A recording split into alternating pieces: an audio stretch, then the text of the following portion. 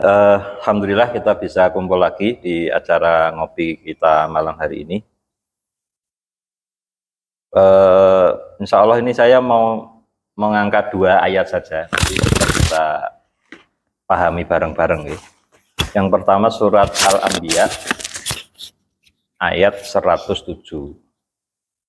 Yang kedua nanti surat Ar-Rum ayat 41. Oke. Yang pertama dulu ya. A'udzubillahi minasyaitonirrajim. Wa ma arsalnaka illa rahmatal lil alamin. Kalau terjemahan Al-Quran ini berarti depak ya. Dan kami tidak mengutus engkau, K-nya ini kan berarti Nabi Muhammad.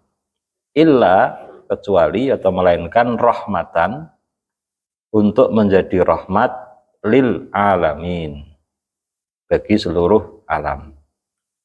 Nah, ini ada bentuk ma kemudian ila, ma ila, tidaklah titik-titik kecuali titik-titik gitu ya, maksudnya polanya, pola kalimatnya.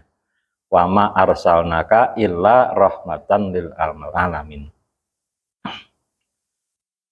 Jadi Allah itu tidak mengutus Nabi Muhammad kecuali memang tujuan Allah mengutus itu adalah mengirimkan juga rahmat bagi seluruh alam. Nah, nek kita pahami siapa yang mempunyai rahmat di sini? Allah atau Nabi Muhammad? Allah. Allah yang memiliki rahmat. Jadi konteksnya bukan Muhammad sebagai seorang pribadi manusia, bukan. Karena di sini arsalnaka. Jadi Allah mengutus engkau, Muhammad. Di konteksnya adalah utusan Allah.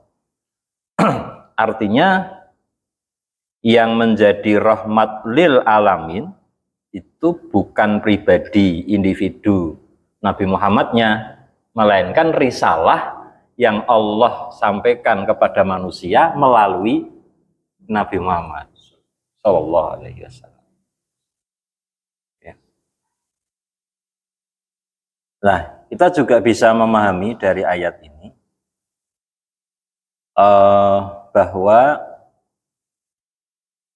risalah yang disampaikan kepada manusia melalui Nabi Muhammad ini merupakan bentuk kasih sayang Allah, bentuk rahman rahimnya Allah kepada seluruh alam.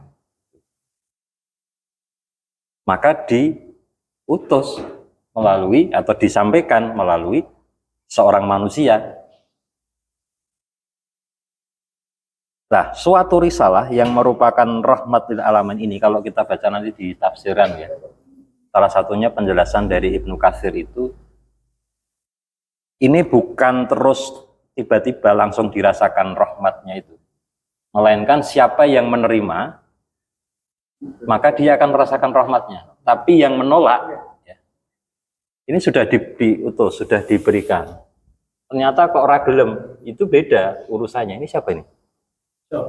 Oh, coba bicara kan harus. Oh, masya Allah. Ireng kata coklat. Beningnya rungono.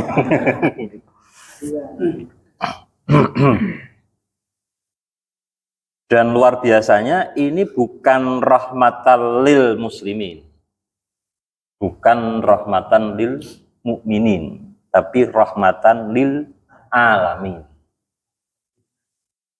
Berarti risalah yang dibawa atau risalah yang Allah sampaikan melalui Nabi kita, Nabi Muhammad SAW, itu akan mewujudkan rahmat yang itu dirasakan oleh alamin. Ini menurut beberapa mufasir tidak hanya umat manusia ini, alam. Jadi luas. Nah, bicara soal ini, yang akan menimbulkan rahmat lil alamin itu kan risalahnya. Persoalannya, bagaimana jika risalah itu ada, tapi tidak diterima? Nah, apakah rahmatnya dirasakan, ya kalau tadi penjelasan Ibnu Katsir tidak. Ya, saya pernah memberikan ilustrasi dengan bekam. Ya, bekam itu kan ada khasiat-khasiatnya. Orang yang mempelajari teknik berbekam, ya carane bekam sing bener, sing pas, dan seterusnya, pinter.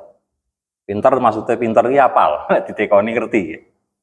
Tapi ora tahu praktek. Apakah manfaat dari bekam itu akhirnya bisa dirasakan? Ya ora, karena dia mau ngerti teori ini. Nek ditekoi cara dites nganggo tes tulis itu iso jawab kabeh. Bekam itu apa? Bekam adalah bla bla bla bla. Caranya bekam bagaimana? Begini begitu. Neng ora tahu bekam. Nah, ini satu ya, bahwa rahmatul alamin itu dirasakan manakala ini dijalankan. Ini nyambung dengan yang kemarin mungkin sempat kita bahas, bahwa kondisi kebaikan bagi seluruh alam itu akan tercapai manakala risalah ini memang ditegakkan. Risalah Islam ini dijalankan, itulah yang akan menimbulkan rahmat lil alamin. Nah, kita sambung dengan surat Ar-Rum. Ayat 41. A'udzubillahi minasyaitonirrajim. Zaharul fasadu fil barri wal bahri bima kasabat aydin nasi liyudhiqahum ba'dallazi amilu la'allahum yarji'un. Zahara ini telah, jadi madi, bentuknya bentuk madi. Telah tampak al-fasadu, apa sing tampak al-fasadu? Kerusakan fil bari wal bahar, di darat dan di laut, bima kasabat aydin nas, ya karena yang diusahakan oleh tangan manusia. Ini oleh para mufasir maksudnya adalah maksiat. Jadi wis ketok rusake darat dan laut itu gara-gara maksiatnya manusia. Nah, menariknya di sini liyudziqahum, agar mereka itu ngrasake ba'dalladzi amilu, sebagian dari akibat apa yang mereka kerjakan. Jadi rusaknya darat dan laut sebagai dampak dari maksiat itu mung sebagian dari maksiat, maksudnya sebagian akibat dari kemaksiatan. Jadi rusaknya laut, darat di darat itu hanya sebagian saja. Burung kabeh itu. Belum semua akibat kemaksiatan. Luar biasanya lagi, liyudhiqahum ba'dallazi amilu la'allahum yarji'un. Dikai akibat sithik sebagian ben apa? La'allahum yarji'un. Ben balik maksudnya. Ben orang maksiat meneh. Luar biasa. Maksudnya begitu Rahman Rahimnya Allah kepada manusia. Allah ngirim risalah itu juga karena rahmatnya. Nek ana sing maksiat, carane dikei dampak sing ngene iki lho. Lah maksudnya dikei dampak itu ben kelingan njur mandek le maksiat gitu. Jadi begitu sayangnya Allah itu. Sampai begitu. Nah, berarti dari dua ayat ini kita bisa mengambil bahwa situasi yang penuh rahmat itu akan tercapai manakala risalah Allah, syariat Islam itu dijalankan. Sebaliknya, kerusakan akan terjadi manakala risalah atau syariat itu dilanggar. Itulah maksiat kan. Meninggalkan syariat kan berarti kemaksiatan. Nah, dalam frame berpikir yang seperti ini, awake dhewe sebagai wong Islam itu ketika menyaksikan kerusakan sebagai sebuah introspeksi yang harus pertama kali kita pikirkan, yang harus kita cari, ini maksiat apa yang terjadi? Kok sampai rusaknya begini rupa? Ini maksudnya model perenungan kita mestinya begitu. Untuk introspeksi, memang ada kemaksiatan yang kita lakukan. Kalau itu menimpa diri misalnya, kita menjadi bahan evaluasi. Apa ya, jangan-jangan memang ada maksiat yang saya lakukan. Lebih-lebih kalau rusaknya itu sudah rusaknya itu corot ini rusak sing komunal, mesti rusaknya kok rusak kabeh ya. Nah, ini juga menjadi bahan evaluasi, kayak memang ada dosa yang dilakukan secara bersama-sama. Nah, ini kunci yang luar biasa gitu ya, bahwa kebaikan itu akan tercapai manakala risalah dijalankan. Sebaliknya, ketika risalah ditinggal atau maksiat itu akan menimbulkan kerusakan demi kerusakan. Nah, malam kemarin sudah kita bahas sidik itu ya. Contoh riba itu ya. Riba itu secara pribadi mungkin kita sudah pernah tahu ya, secara pribadi dampak riba nek cara wong orang per orang itu kan kita sudah sering dengar ceritanya. Coba kita lihat lagi misalnya sekarang kenapa kok nek kita misalnya jalan nek jenengan lewat kawasan industri, mungkin kayaknya mulai rame mungkin ya, KITB. Nek saya nek mangkat kerja itu nek isu ketemu kayak lautan helm. Jadi agar lebu kawasan itu KIW. Nah sekarang malah KIK wis mulai. KIK itu sudah mulai kalau kita ngepasi misalnya numpak BRT sing dhuwur itu ndelok kayak lautan helm. Itu nek dihitung mungkin iso ewon itu. Dan menimbulkan kemacetan itu sampai full jalan itu motor kabeh. Kok iso sampai sebegitu rupa? Belum lagi kita lihat Jakarta ya, macet sedemikian rupa. Itu nek dirunut kok nganti terjadi kerusakan yang macet tuh nek dirunut salah satunya akan ketemu, oh ini ternyata dampak riba. Tapi wong saiki wong jenenge leasing itu Pak nggawa duit pira kan wis nggawa motor kan? Pira Pak? Setengah juta udah bawa pulang. Sing kudune urung mampu tuku motor, akhirnya dengan mekanisme riba itu mendorong orang bersifat konsumtif. Jane urung mampu tuku. Akhirnya dengan membawa 500.000 membawa motor. Wes saya akeh kadang-kadang sak omah motore iso akeh. Jadi nek macet ki ora kaget kan gitu ya. Terus lagi kalau kita mau bahas lagi, mari sing sampaikan Ustaz Kabit ini.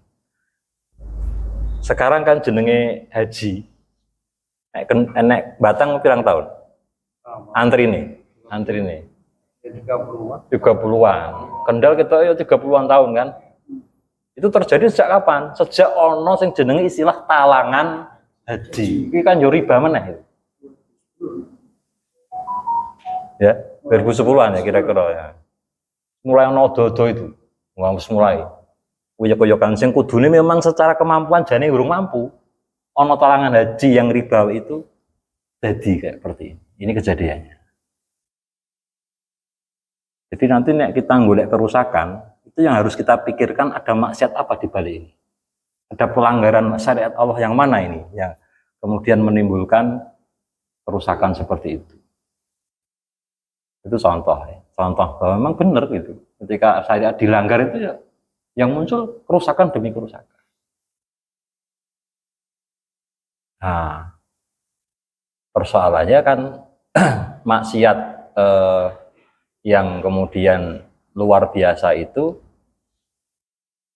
hari ini adalah syariat ini diabaikan, bahkan dianggap tidak wajib, bahkan kalah wajib, kalah sakral gitu ya dengan undang-undang yang dibuat oleh manusia. Jadi nek ngelanggar undang-undang itu pedih, tapi ngelanggar syariat malah biasa-biasa wae. Nah jadi ini serius sebetulnya, artinya pelanggaran serius. Kita sudah tahu bahwa syariatlah yang akan membawa rahmat seluruh alam, malah syariat ditinggal, malah menggunakan hukum lain gitu. Tadi sudah kita bahas juga. Londo itu njajah lah malah kok undang-undangnya diinggu kan ya lucu. Wong setok sing kuwi aturan sing penjajah lho. Jelas njajah lho. Lah kok aturannya tetap dipakai gitu kan. Ini kan aneh sebetulnya. Nah, ini kemaksiatan.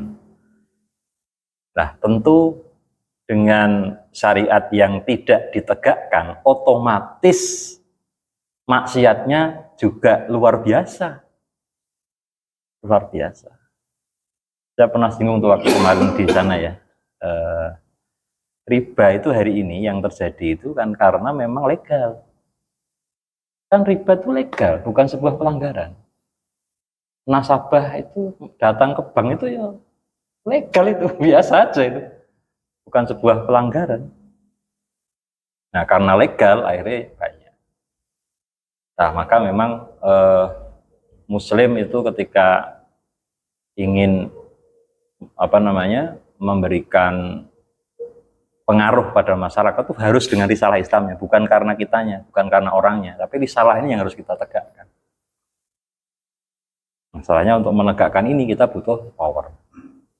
Toko sing kita Gus Bah gitu ya, istilahnya Gus Bah itu. Nggak salah itu. Jadi fatwa, ribuan fatwa itu kadang-kadang atau seringkali ya kalah dengan satu tanda tangan. Kan fatwa. Tapi tidak bisa dieksekusi karena berhenti pada fatwa. Beda kalau sudah jadi tanda tangan. Semarang tuh kita SK itu iji ono ora ya?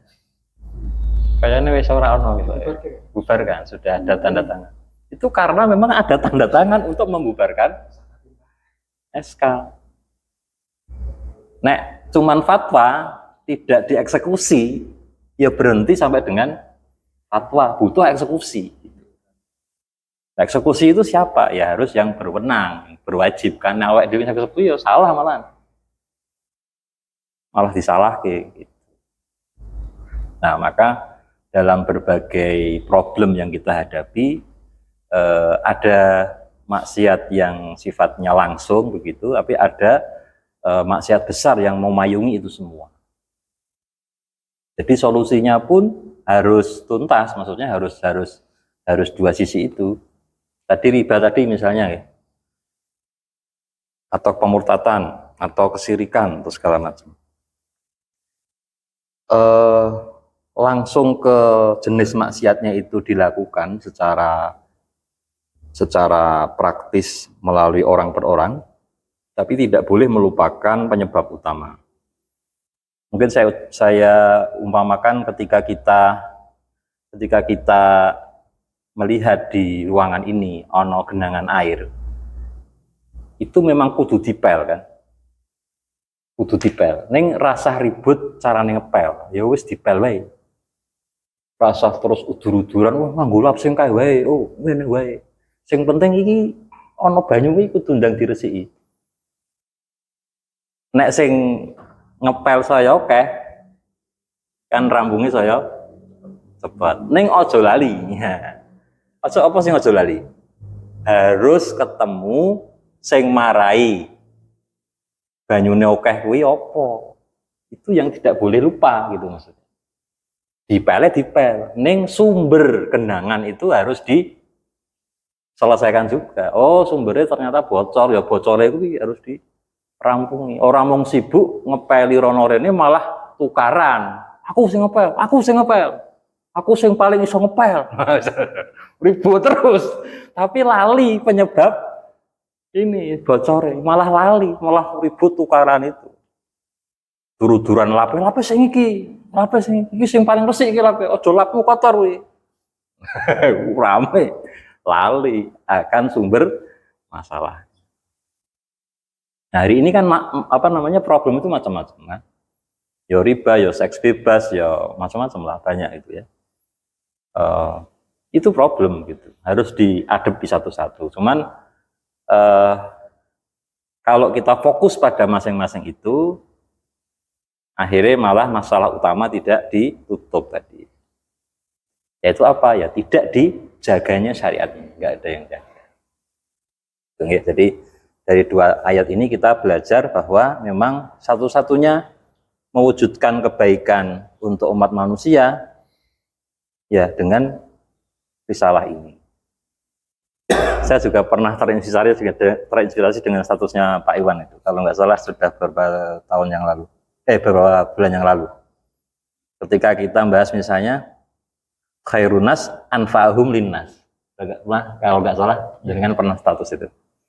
Nah, kalau kita konteks manfaat itu, kalau kita hanya berpikir cekak kan manfaat itu seolah-olah hanya sesuatu yang sifatnya materi. Nah, manusia terbaik itu siapa? Rasulullah kan? Berarti beliau membawa manfaat yang paling baik di antara orang-orang lain. Dan apa yang manfaat yang beliau bawa? Beliau menyampaikan risalah. Itulah manfaat yang luar biasa untuk manusia. Jadi jangan menggambarkan manfaat itu hanya wah aku semuanya nggak wedang yang bersifat materi, yaitu manfaat iya gitu. Tapi bukan hanya itu. Menyelamatkan manusia dari kerusakan itu adalah manfaat yang luar biasa. Dan itu dengan apa? Dengan risalah, dengan syariat. Jadi dakwah menyampaikan syariat, dakwah mengajak kembali ke jalan Allah itu adalah manfaat yang juga luar biasa. Ya, mungkin itu ya obrolan kita kali ini. Setelah ini tidak ditutup, maksudnya tidak selesai, kita bisa bersambung dengan bincang-bincang yang lain. Kita tutup dulu dengan bacaan hamdalah bersama-sama. Alhamdulillahirabbil alamin. Ini forumnya belum ditutup, jadi belum doa kafaratul majelis. Monggo silahkan disambung. Disambung dengan ngopi dan diskusi, silahkan.